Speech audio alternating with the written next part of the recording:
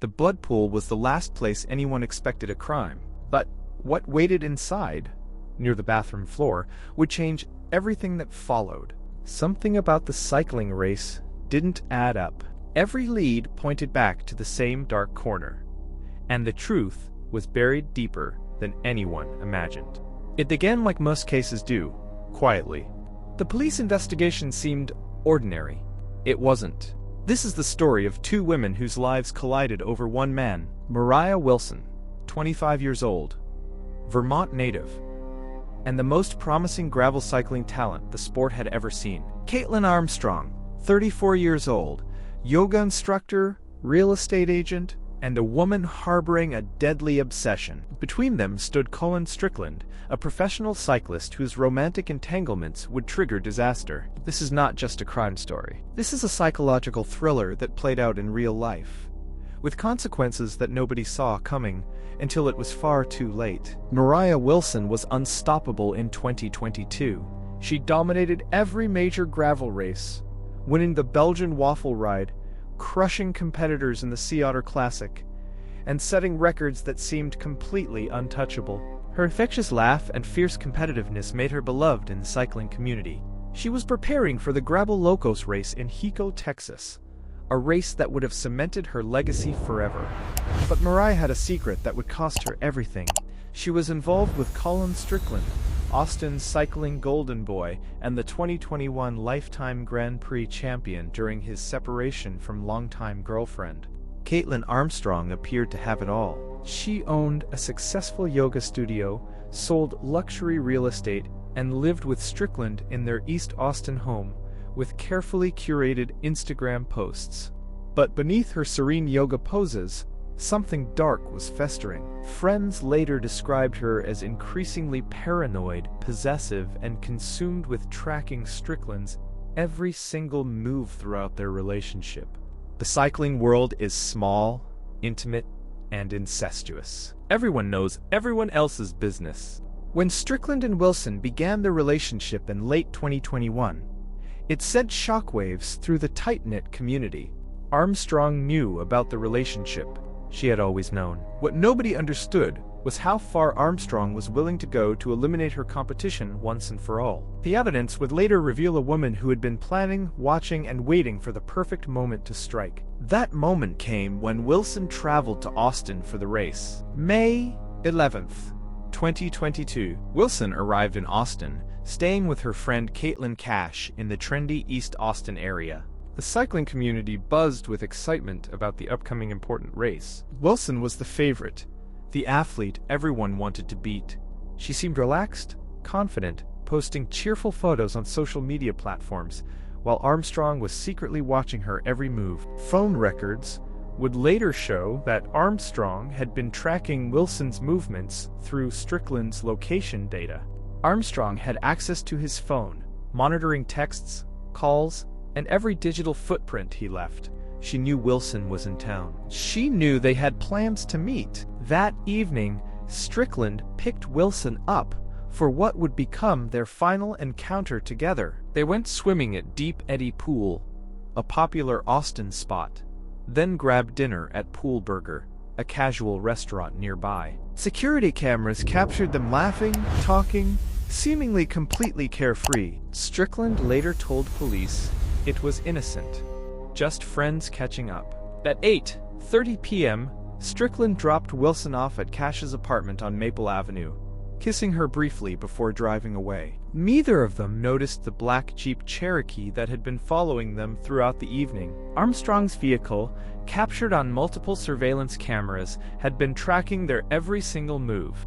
Wilson went inside, texted her mother about her excitement for the race, and settled in for the evening. Cash was out of town, so Wilson had the entire apartment to herself. She ordered food, took a shower, and prepared for bed. It was supposed to be a quiet night before the big race.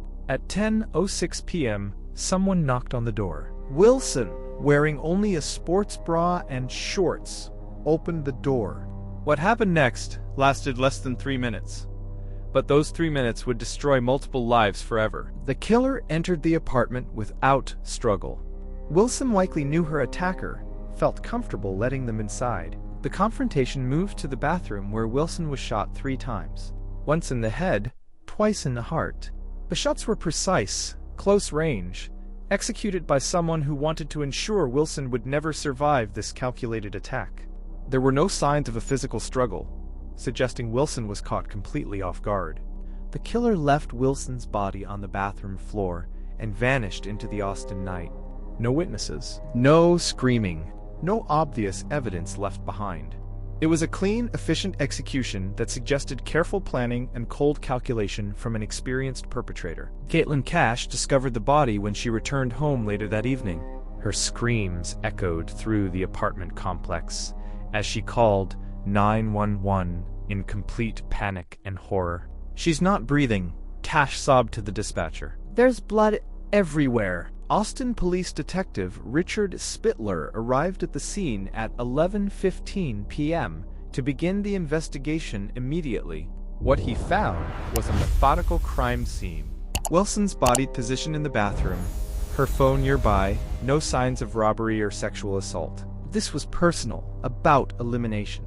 The investigation moved quickly. Detective Spittler learned about Wilson's relationship with Strickland within hours. When police contacted Strickland at 1:30 a.m., he immediately mentioned Caitlin Armstrong's jealousy issues completely unprompted. "She's been really paranoid about Moriah," he told detectives. Armstrong's digital footprint began unraveling immediately. Her phone showed she was in the area at the time of the murder. Surveillance cameras captured her black Jeep Cherokee near the apartment complex. Shell casings found at the scene matched a gun registered to Armstrong, a Sig Sauer P365 purchased months earlier. On May 12th, police brought Armstrong in for questioning. She sat across from Detective Spittler in interview room 2, maintaining her innocence with chilling composure throughout the entire interrogation. "I was at home doing yoga," she claimed, but her alibi fell apart under scrutiny. Her phone data showed movement. Witness accounts contradicted her timeline completely. Armstrong was released due to a warrant technicality, a clerical error that would have catastrophic consequences. Within hours of leaving the police station, Armstrong began executing her elaborate escape plan. What happened next revealed the true depth of Armstrong's deception and planning. This wasn't a crime of passion, but a calculated execution that Armstrong had been orchestrating for months. On May 14th, 3 days after the murder, Armstrong sold her Jeep Cherokee to a CarMax dealership for $12,200 cash, telling dealers she was moving immediately. That same day, she purchased a flight to New York using her sister's name and identification. Armstrong had been setting up this escape route for weeks, creating false identities. The most shocking revelation came from forensic analysis of Armstrong's digital devices.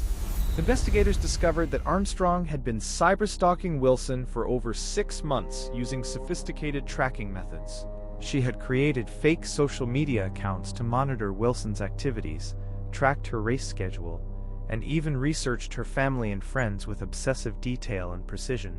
Armstrong had downloaded apps to monitor Strickland's phone activity, tracking his location in real time. She knew about every interaction between Strickland and Wilson, reading their private messages. The gun purchase revealed even more disturbing evidence. Armstrong had bought the Sig Sauer P365 in December 2021, just weeks after learning about Strickland and Wilson's relationship. She had been planning this murder for over 5 months, practicing at shooting ranges and researching Wilson's travel schedule with meticulous attention to every single detail. Security footage from the apartment complex showed Armstrong conducting surveillance drives past Cash's apartment in the weeks leading up to the murder, studying the layout and timing. On May 17th, a U.S. Marshal spotted Armstrong at Newark International Airport, attempting to board a flight to Costa Rica using fraudulent documents and a completely altered appearance. She had undergone significant physical changes, including different hair color, weight loss, altered appearance, suggesting she had been planning this international escape for months in advance. Armstrong was arrested, but her capture only deepened the mystery.